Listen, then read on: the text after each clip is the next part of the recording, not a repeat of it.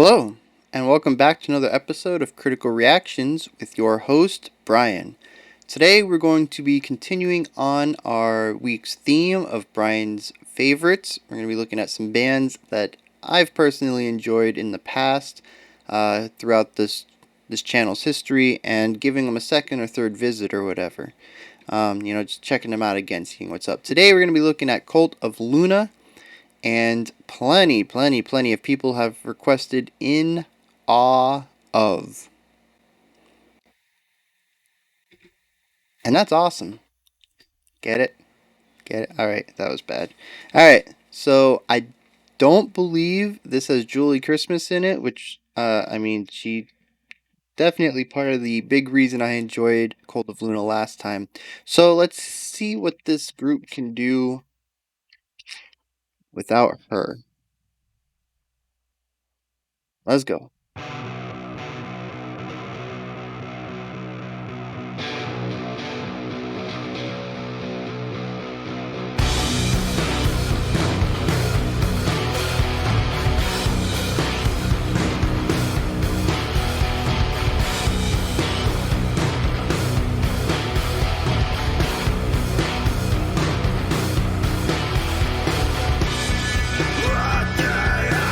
A bit of driving energy, even though it is a little on the back end as far as speed goes.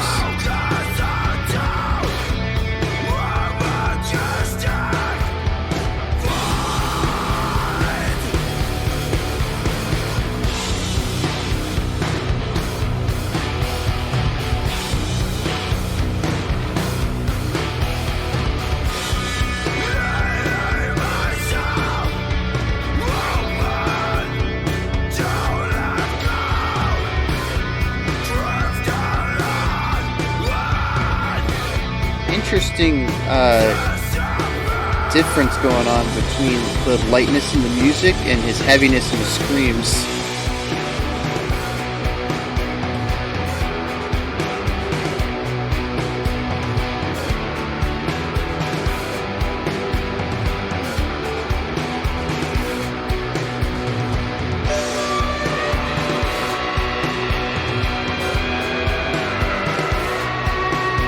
Is that a guitar tone? Like modulated with pedals and stuff? Like it almost sounds human, but there's like a little bit of it that isn't, and I'm really confused about how that sound's being produced.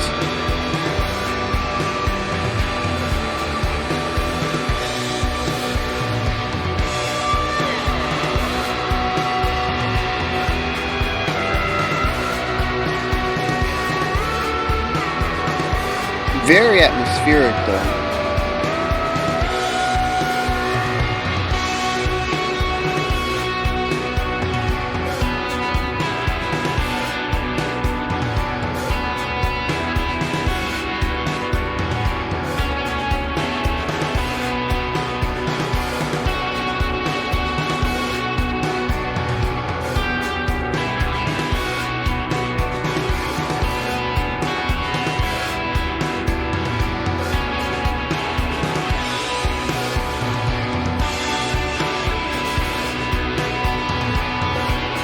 We got three guitar lines going on. And they're doing a really cool thing with stereo where the core one is in the middle and then you got one on either side. They're doing a really good job of filling space, alternating filling space. And it's almost like a scale where you're getting more sound on this side, then you're getting more sound on this side, and it's like a balancing act. Really cool stuff.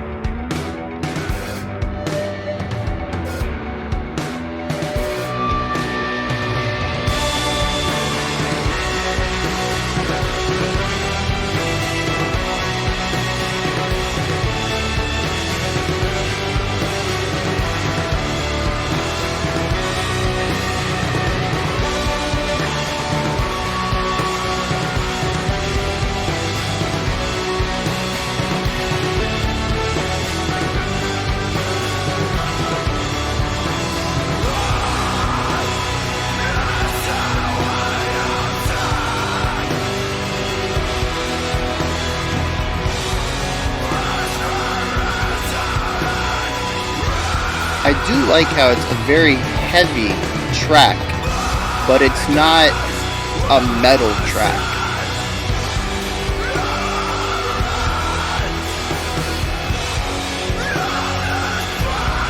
Like, it still achieves that raw heaviness without being in your face.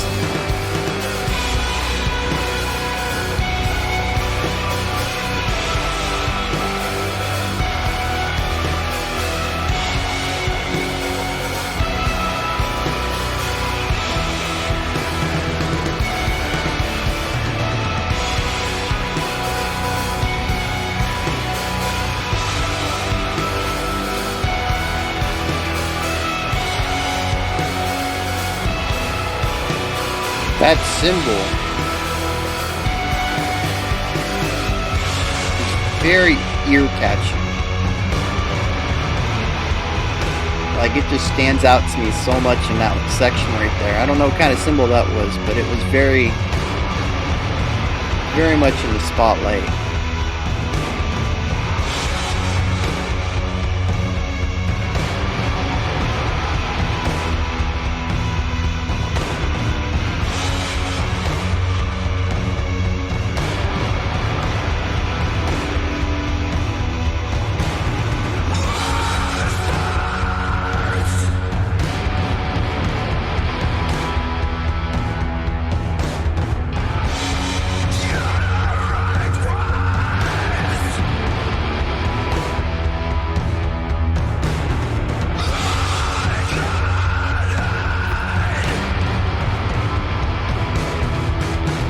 I'm gonna be honest, it's not hitting me the same way the last one did.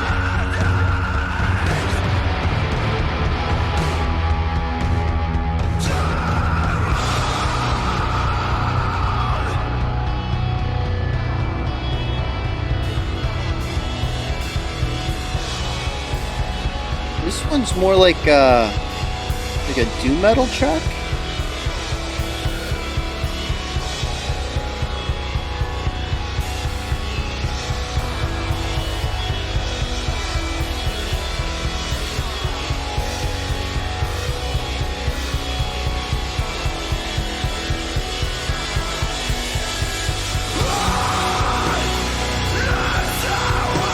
Nice little build up there, good payoff.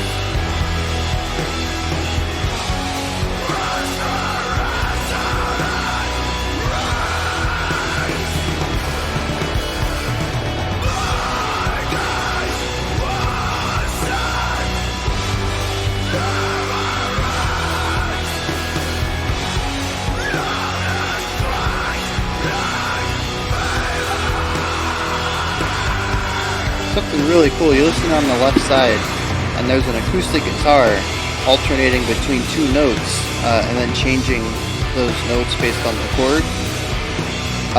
It was sitting there for a very long time and everything built on top of that.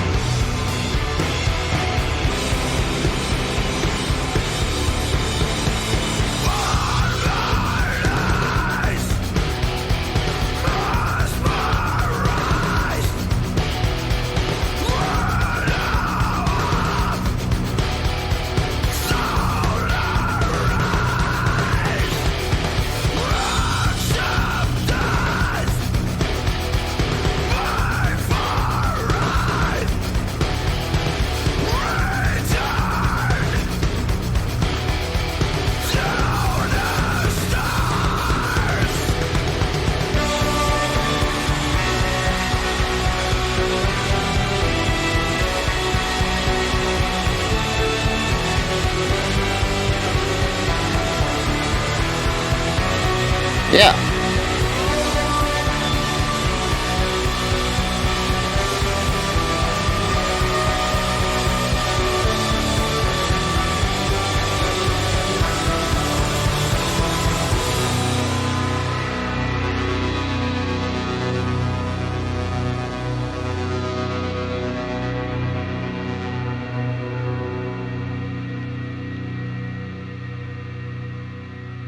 Like, it sounds like it might be over, but it sounds like it also still wants to go on.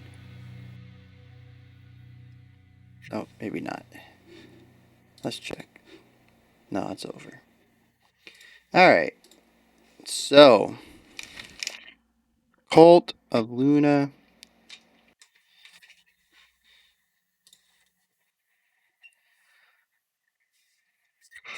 I gotta say, this is gonna be a controversial remark.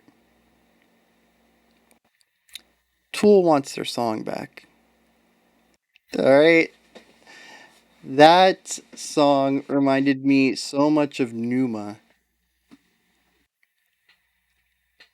If Numa had a little bit of like electronic inspiration and a harsh vocalist.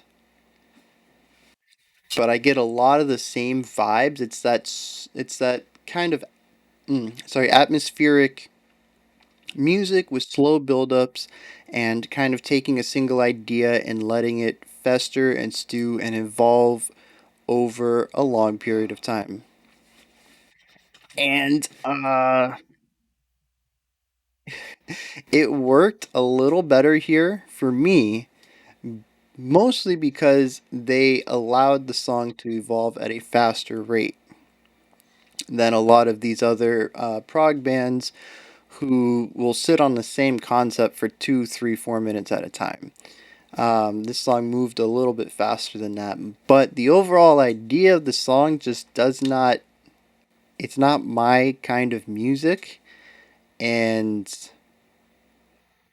I don't know. I think that's my subjective take on it. Okay, I enjoyed bits of it. I enjoyed parts of it, but overall, I was not impressed. And my it also probably has something to do with my expectations coming in, because the other Cold of Luna song we listened to, the shipwreck of SS Needle, I think it was.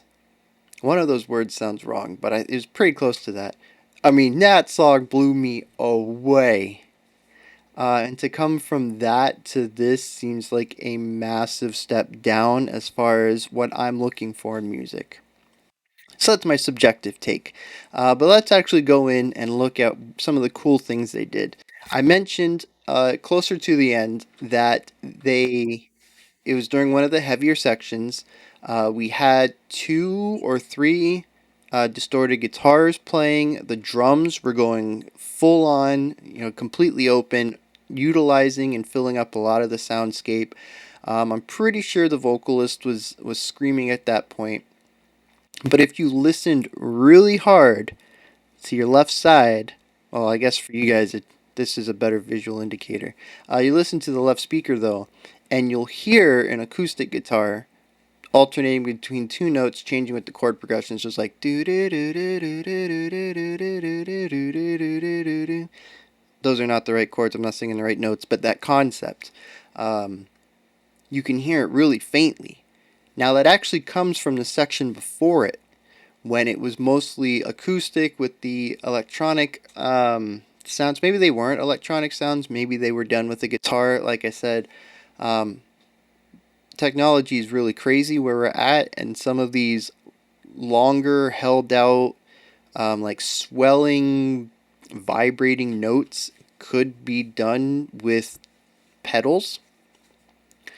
Um, so yeah, that could be pretty much anything.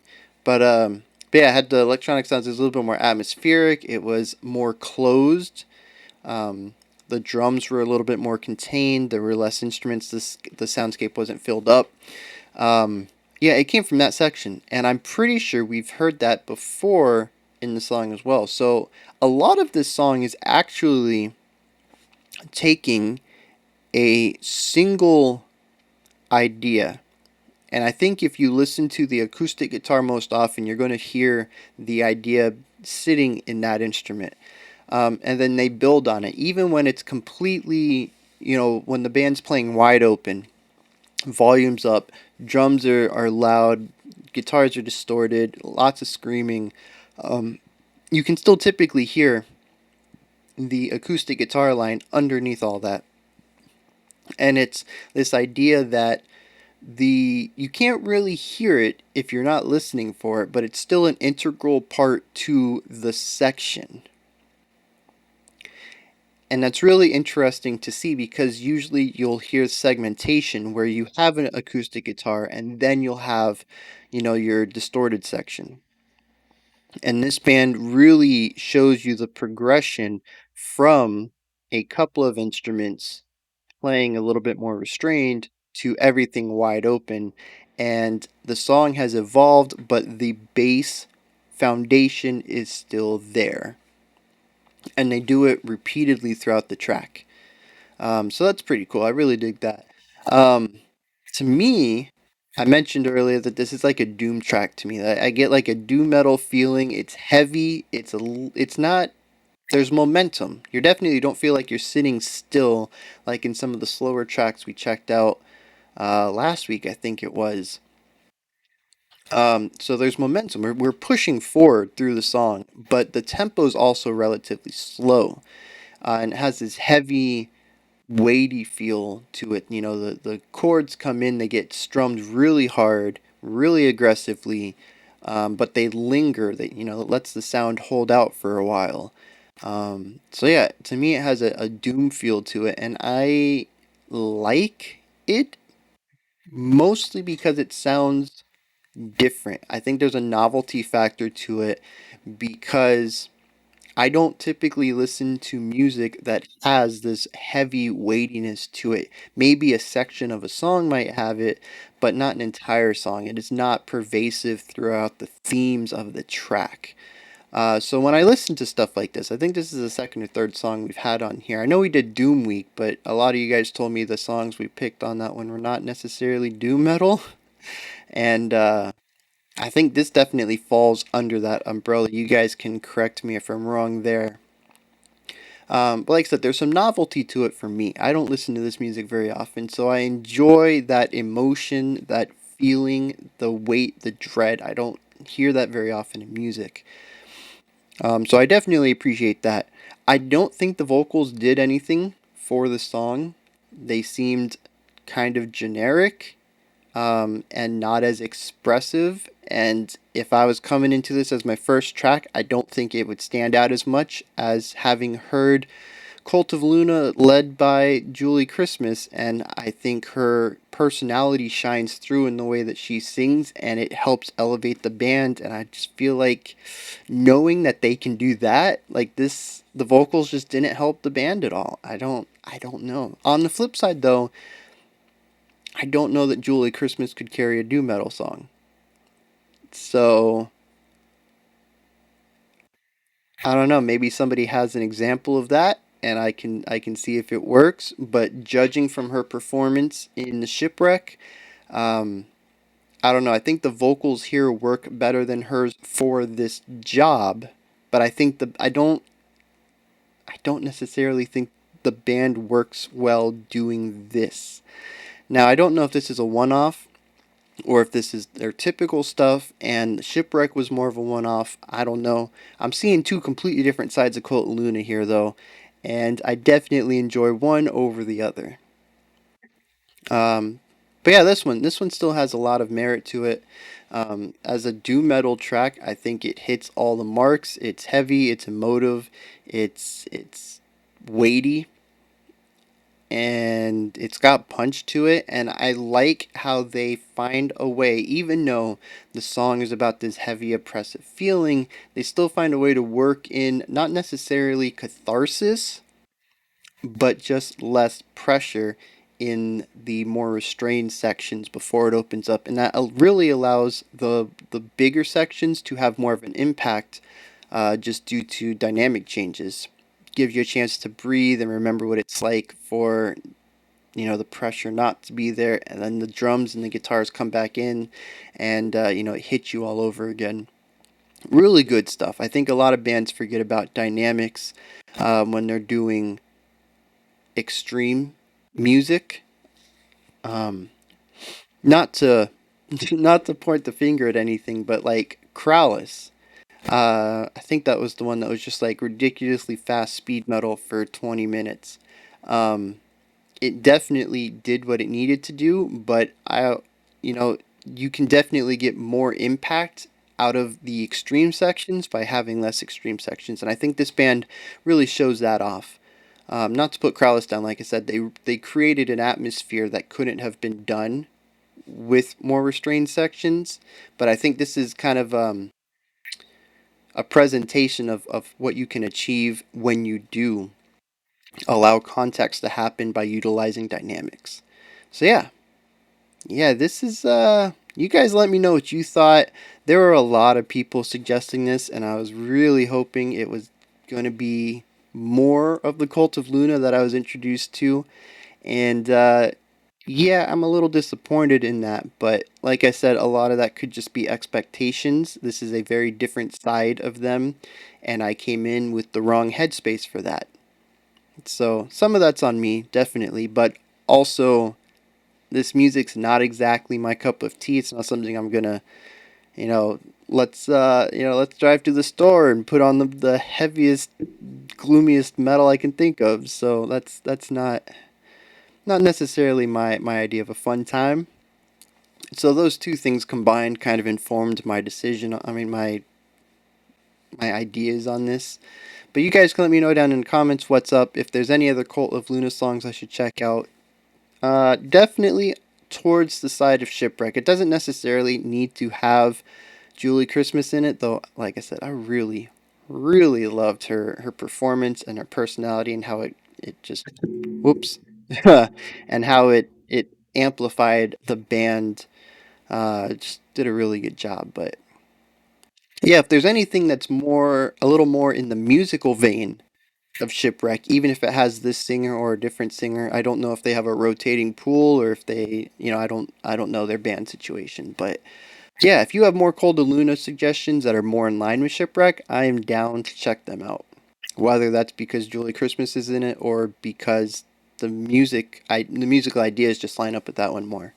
And while you're down in the comments, you can like, subscribe, and ring the bell. All three of those things help me out immensely. And I will be back. No, you can also check out my Twitter and my Patreon. Those links are in the description. I'll be back tomorrow at 5 p.m. Eastern, 9 p.m. CST? That don't sound right to me. I forgot the acronym. Anyways, 9 p.m. GMT. That's Global Meridian, I think. But that's also like we've archived that for a new acronym, and I just can't. Anyways, 5 p.m. Eastern Standard Time. You can translate that to your local time zone. And until then, you guys have a fantastic morning, afternoon, or evening. Stay safe out there.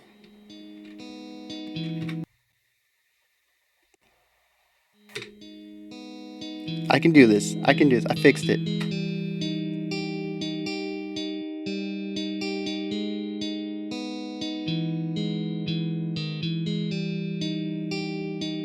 Well, that roll to credits was a bit of a disaster. Hopefully, y'all got a chuckle out of that. I guess I will talk over the credits for a second right now. I want to thank everybody for helping me get this far. We're like 400 shy, 600 shy, somewhere in that. We're like so close to 10K. You guys are so awesome for that. And I don't know what we're gonna do at 10K. At 5K, we did the Q&A. I don't know. I'm thinking about doing like a live stream, but I need more cameras and lighting for the live stream idea that I have in mind. So I don't know. This is kind of weird because I don't know how to end this now. This is not typical or routine for me, but like I really hosed that transition into these credits. So yep, this is the thing that's happening. If you're still here, thanks for that. You get to see this comedy happen. I'm real bad at this. All right, you guys have a fantastic evening.